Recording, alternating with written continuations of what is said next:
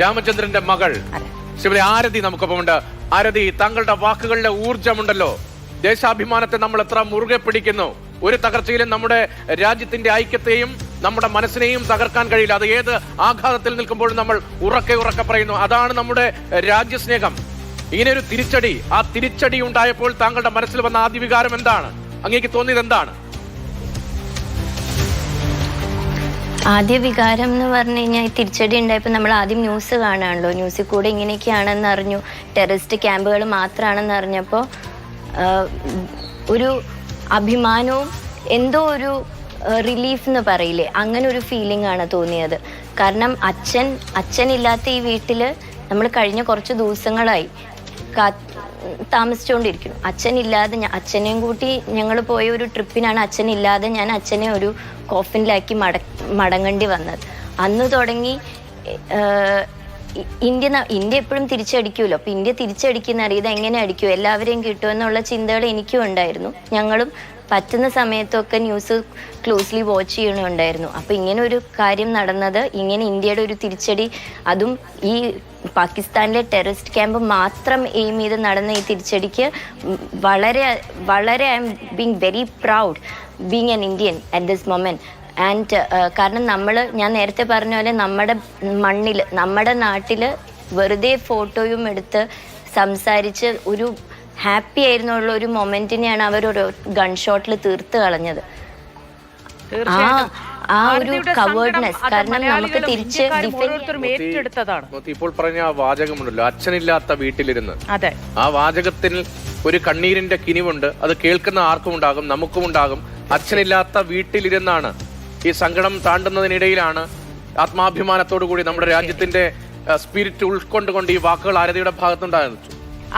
ആരതി തുടക്കം മുതൽ നിലകൊള്ളുന്ന ഒരു മകൾ എന്നതിനപ്പുറം ഒരു ഇന്ത്യൻ പൗര എന്നുള്ള നിലയിൽ, ആത്മാഭിമാനമുള്ള ഒരു ഇന്ത്യക്കാരി എന്നുള്ള നിലയിൽ ഓരോ മനുഷ്യനെയും ചേർത്ത് പിടിച്ചുള്ള സംഭാഷണത്തിലൂടെ എല്ലാ മലയാളികളെയും അഭിമാനപൂരിതമാക്കിയ വാക്കുകൾ ആരതിയുടെ ഭാഗത്തു നിന്ന് വന്നിരുന്നു.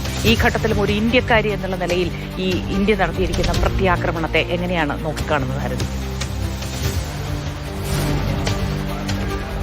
എനിക്കിപ്പോൾ പറയാനുള്ളത്, ഇതേമാതിരി ഇന്ത്യക്കും ഇന്ത്യയിലെ ഇന്നസെൻ്റ് ആയുള്ള ആൾക്കാർക്കും എതിരെ വരുന്ന ഈ ടെററിസ്റ്റ് അറ്റാക്ക്, അത് ഇനിയും ഇന്ത്യ ഇതുപോലെ തന്നെ തിരിച്ചടിക്കണം.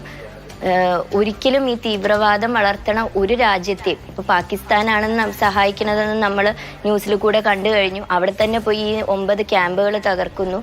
അപ്പോൾ ഇത് ഇനിയും തുടരണം. തീവ്രവാദം ഇന്ത്യയിലേക്ക് ഇങ്ങനെ തീവ്രവാദികൾ വന്നാൽ ഇതായിരിക്കും ഇന്ത്യയുടെ മറുപടി എന്ന് കാണിക്കുന്ന ഈ ഒരു ആക്ട് ഇങ്ങനെ തന്നെ മൂവ് ഫോർവേഡ് എന്നാണ് എനിക്ക് പറയാനുള്ളത്. And a big salute to the prime minister, to the government officials and to the army. Because ഞാൻ കണ്ടതാണ് എങ്ങനെയാണ് ആർമി അവിടെ വർക്ക് ചെയ്യുന്നത്. ഞാനിവിടെ നമ്മൾ കേരളത്തിലിരുന്ന് ഇതൊക്കെ നമ്മൾ ഇതേമാതിരി അറ്റാക്ക് ഉണ്ടാക്കുമ്പോൾ വിക്ടിംസ് പറയണത് ന്യൂസ് ചാനലിൽ കൂടെയും പിന്നെ മൂവീസും അതൊക്കെ കണ്ടിട്ടുള്ളൂ. അപ്പോൾ നേരിട്ട് ഈ അനുഭവം വരുമ്പോൾ ആണ് എന്തോരം അവർ പ്രവർത്തിക്കണു എന്നുള്ളത് നമുക്ക് മനസ്സിലാവുന്നത്. അപ്പോൾ വെരി പ്രൗഡ്.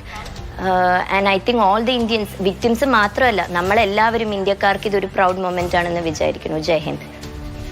ആരതി, മാതൃഭൂമി അന്ന് എഴുതിയൊരു വാർത്തയുടെ തലക്കെട്ടുണ്ട്. അത് പ്രേക്ഷകരും മറന്നുപോയിട്ടുണ്ടാകില്ല എന്ന് കരുതുകയാണ്. മാഞ്ഞുപോയി ആ വിഷുച്ചിത്രത്തിലെ അച്ഛൻ. അമ്മയുടെ കാതുകൾക്ക് മകൾ ഒരു രാത്രിയും പകലും കാവലിരുന്നു. ആ രാത്രിയും പകലും അതിന്റെ ദൈർഘ്യം അത് നമ്മുടെ എല്ലാവരുടെയും മനസ്സിലുണ്ടാകും. ആരതിയുടെ ദുഃഖത്തിന്റെ വ്യാപ്തി എത്രത്തോളം വലുതാണ് എന്നും. ഇപ്പോൾ അന്നൊപ്പമുണ്ടായിരുന്ന, അവിടെ ഉല്ലസിച്ചിരുന്ന, നിങ്ങളെപ്പോലെ വിഷുചിത്രവും അല്ലെങ്കിൽ കുടുംബത്തിലെ ആഘോഷം, വിവാഹത്തിന് ശേഷം തൊട്ടടുത്ത ദിവസങ്ങളിൽ എത്തുന്ന യാത്ര, അങ്ങനെ എത്രയെത്ര പേരാണ് അനാഥമാക്കപ്പെട്ടു പോയത്. അവരെക്കുറിച്ചൊക്കെ, അവരുടെ മുഖമൊക്കെ ഇപ്പോൾ മനസ്സിലേക്ക് വരുന്നുണ്ടോ? കുറേയൊക്കെ ഞാൻ ഇത് കഴിഞ്ഞ് ന്യൂസിൽ കൂടെയൊക്കെയാണ് കണ്ടത്. മോർച്ചറിയുടെ അവിടെ വളരെ കുറച്ച് ആൾക്കാരെ ഞാൻ കണ്ടുള്ളൂ. ഞാൻ ഓടി വന്ന് കയറിയ സ്ഥലം വേറെ ആയതുകൊണ്ടും ഞാൻ ക്യാമ്പുകളിൽ അവരുടെ കൂടെ ഒന്നും ഉണ്ടായിരുന്നില്ല. ഞാൻ സെപ്പറേറ്റ് ആയിരുന്നു. അതുകൊണ്ട് മാത്രമാണ് എനിക്ക് അമ്മയോട് ഇത് മറച്ചു വെച്ച് വരാനും കഴിഞ്ഞത്. അവർക്കെല്ലാം ഇതൊരു ഇപ്പം എനിക്കൊക്കെ ഇതൊരു ക്ലോഷറാണ്, ജസ്റ്റിസ് ബീങ് സെർവ്ഡ് എന്നുള്ളത്. അവർക്കും അത് തന്നെ ആവണം. കാരണം നമ്മളെ പോലത്തെ സാധാരണ പൗരന്മാർക്ക് ഇപ്പോൾ ആർമിയുടെ കൂടെ പോയി അവിടെ നിന്ന് പ്രതികാരം ചെയ്യാനോ ഒന്നും കഴിയില്ല. നമുക്ക് what we can do is trust the army, trust the government. And അവർക്കും ഇതൊരു കംഫർട്ട് ആയിരിക്കുമെന്ന് ഞാൻ വിചാരിക്കുന്നു, അല്ലെങ്കിൽ ആവട്ടെ എന്ന് ഞാൻ പ്രാർത്ഥിക്കുന്നു. ആരതി, അമ്മ അറിഞ്ഞോ ഈ സംഭവം?